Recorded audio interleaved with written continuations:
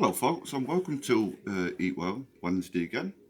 This week we're cooking a great recipe for family meals, and it is a easy fish pie recipe. Your ingredients, what you're going to need is 1 kilogram of Morris Piper potatoes or any potatoes peeled and halved, 400 ml of milk, 250 gram of butter plus a knob of butter, 25 gram of plain flour, 4 spring onions finely sliced, 1 pack of fish pie mix, easily bought from Sainsbury's and your big supermarkets, 1 teaspoon of Dijon or English mustard, chives, snipped, but I've got a packet, does just the same job. Frozen sweet corn, or you can use some out a tin, depending. Handful of petits pois or garden peas, and a handful of grated cheddar. So firstly, what we need to do, folks, for this is stick the oven onto. So step 1 is heat the oven to 200 or 180 if it's fine. So 180. That should be it. And then what we need to do now is put 1 kilogram. So firstly we need to do, so let me turn my camera down. So basically I've already peeled it, as you can see, and then we need to chop it into just chunks. If kids are doing it, easiest way is if you put your hand on top of the knife and then it stops any cuts, because it's impossible to get cut then. And then what you need to do is fill a pan full of water, which I've already prepared. So yeah, finally cut the potatoes roughly into that sort of size. And what I'm going to do, even though they're in water, is just empty it out, get rid of some of the starch.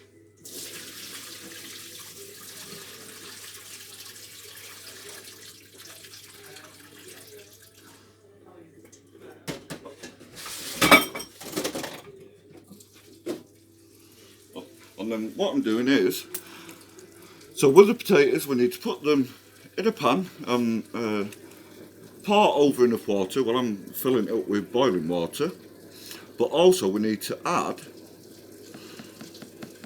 a slight bit of butter when it's done. Yeah. So as you can see, I've put them in boiling water. So chuck them on the heat. So turn it quite high until it starts boiling.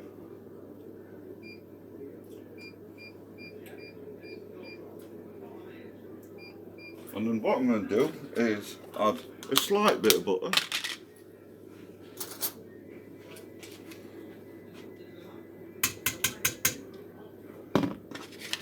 But also add, with potatoes, you also get, it's not on the recipe this, but if you put a bit of salt in, adds a bit of flavour to them.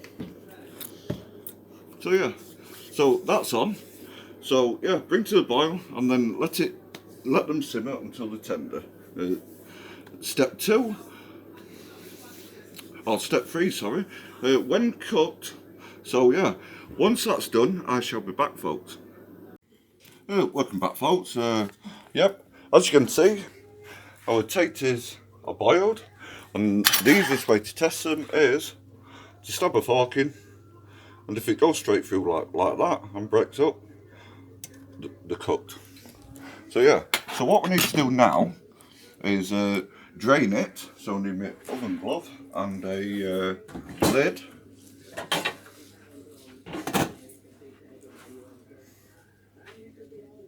Basically, so just bear with me.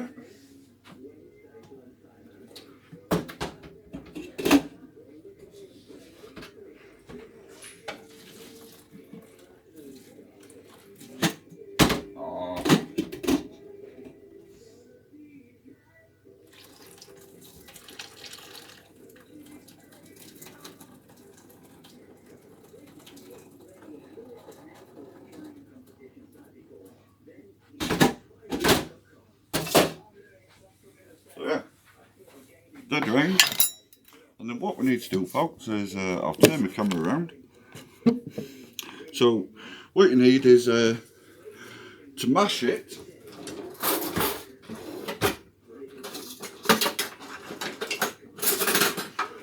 And what we need to do with the mash is, with our butter, so stick a knob of butter in it.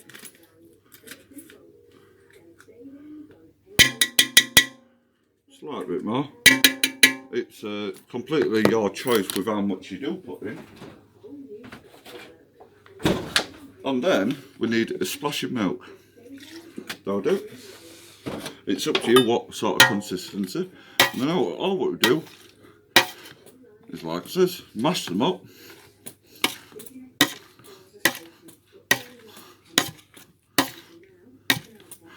Make sure we're getting all the lumps out. So I'll be back once this is done. So yeah, as you can see, folks, it's all mashed up. And what I've also done, you can add a bit of spicing, like black pepper, a bit of salt, your choice. I've added to mine, which is chilli and garlic salt, to give it a slight bit of kick, because I'm doing it slightly different. So now what we need to do, so step 4 includes, so let me turn this around, and then hopefully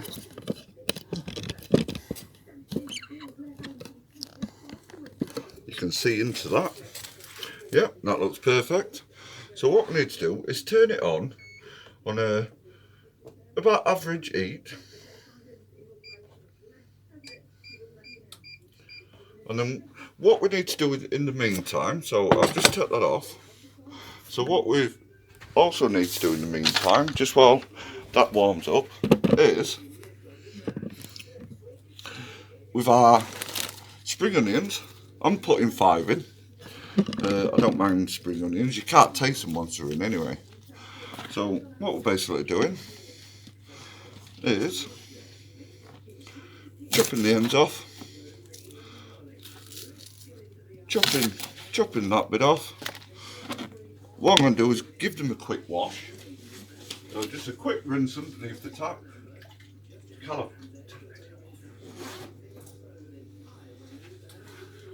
And then, yeah, and then what we're doing is slicing them as fine as you can. So just watch your fingers.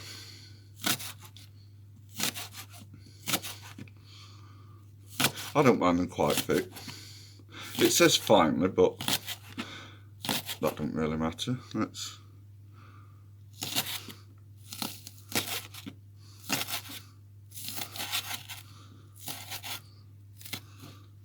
But yeah, that'll do, mate. So back over to this pan, and then what we're doing is just letting that warm up ever so slightly. And then what we're doing is,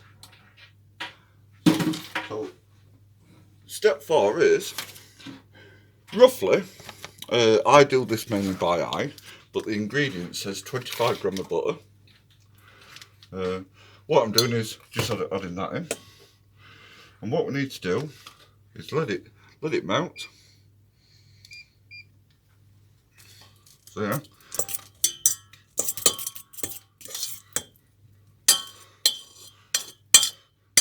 Let that melt down, so it might take a second or so.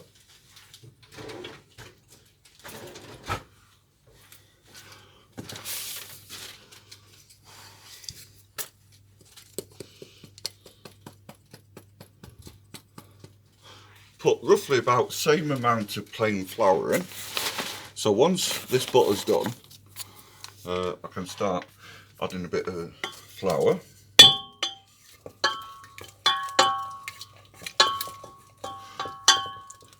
This part's slightly tricky, so basically what we're doing is making a roux, which is basically creating a white sauce mix. I learnt this off a chef years ago. So yeah, that's nearly melted. Turn it up slightly more.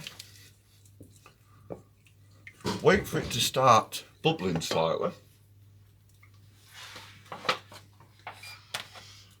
In the meantime, it doesn't matter if our mash is going cold because we're putting this in the oven. So yeah, as you can see, the butter started boiling. So I'm going to turn that down slightly.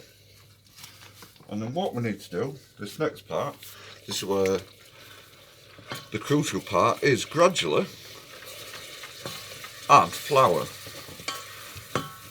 But you've got to keep on mixing fairly quick.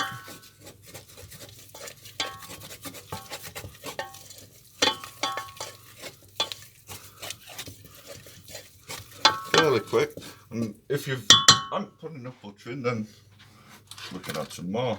So not to worry.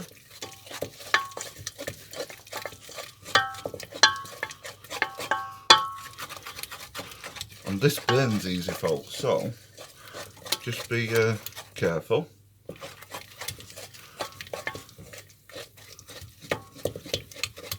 It hasn't gone quite right because I'm not using much butter. So I want a consistency of, it's nearly liquid but it's solid as well. And then what we had next, we took our spring onions in, which we've just chopped. So chuck them in.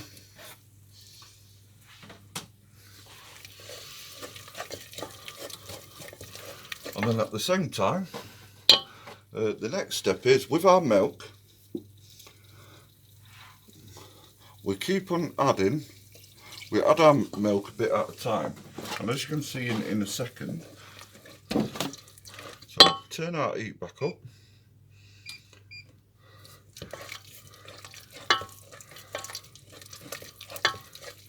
As you can see, it goes very hard, very quick.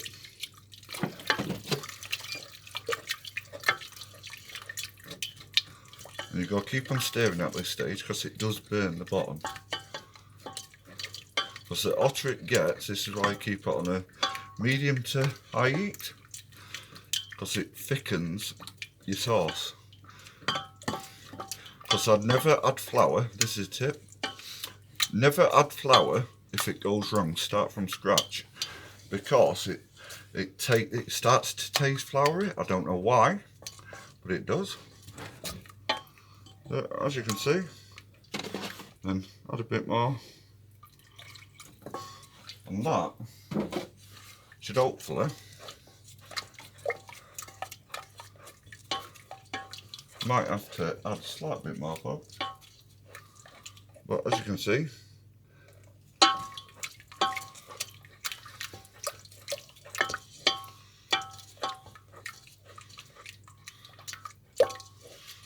so yeah, I'll show you, like it says, it's thickening up now. So I'll be back very shortly. So yeah, as you can see, folks, it's not over thick, it's not lumpy, that is ideal. And then what we do now, folks, to this recipe, so this is step 6, so I've took it off the heat, I'll put it on that one. And then what we need to do is mix in our fish. So we're chucking our fish. The nice big lumps these are. Yeah. So mixing our fish, and what we also need to do is add 1 teaspoon of mustard.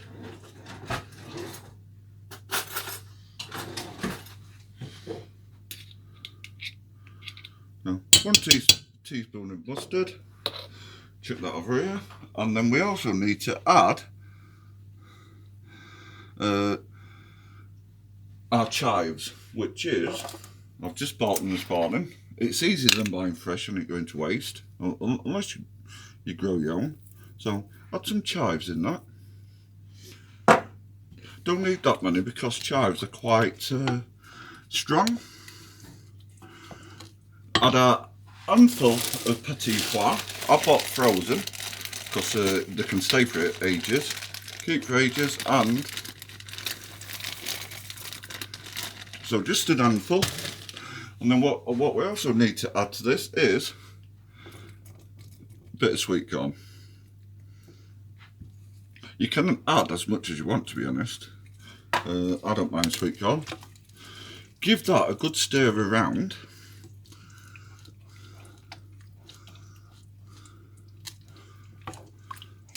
Make sure it's all evenly coated, and then what we do is, for the next step, is get our dish, a fairly deep dish, but this is what I've got to hand, and basically what we're doing now is basically spooning all that white sauce with your fish, your peas, your sweet corn, etc. into there. Spread it out so it's even. Make sure your fish is in most parts of it.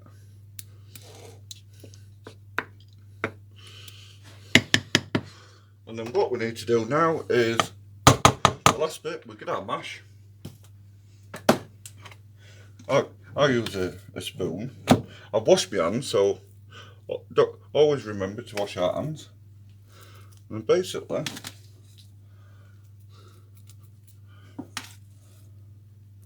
this is only for me, so this will do for a meal for a couple of days. So I'll have so much today, so much tomorrow, and if there's any left, I'll have some day after, because it should keep in the fridge. Or you could, if you want, folks, if you did it in smaller ones, if you're preparing many meals for yourself, put it in freezer, because it should freeze. But put it in freeze as it is now, and then bake it. So don't bake it and then put it in freezer. That says, I may have overfilled this slightly, but there you go. It could be worse. But just a word of caution is, in the oven, like pies and stuff like that, this will tend to boil over. And then if you choose to add this, I am.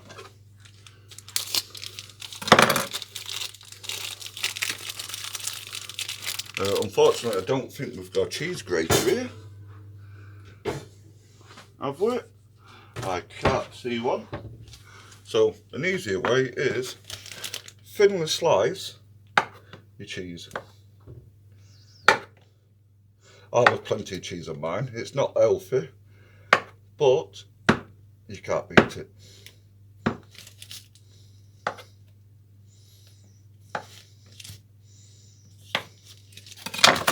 And just scatter that around on top. It's better if it's grated like, but hey yo, I work within my means. So I'm currently at work. And I forgot to bring my own cheese grater.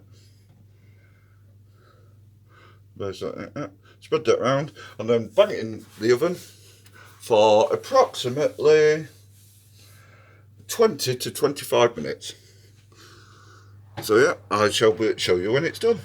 As you can see, folks, now I'm taking it out the oven. And what I'm going to do is, so just let me turn the oven off. This has been cooking for about 25 to 35 minutes, this one. And as you can see, it looks absolutely delicious. So just let me put my phone down for 2 seconds, just while I get it out.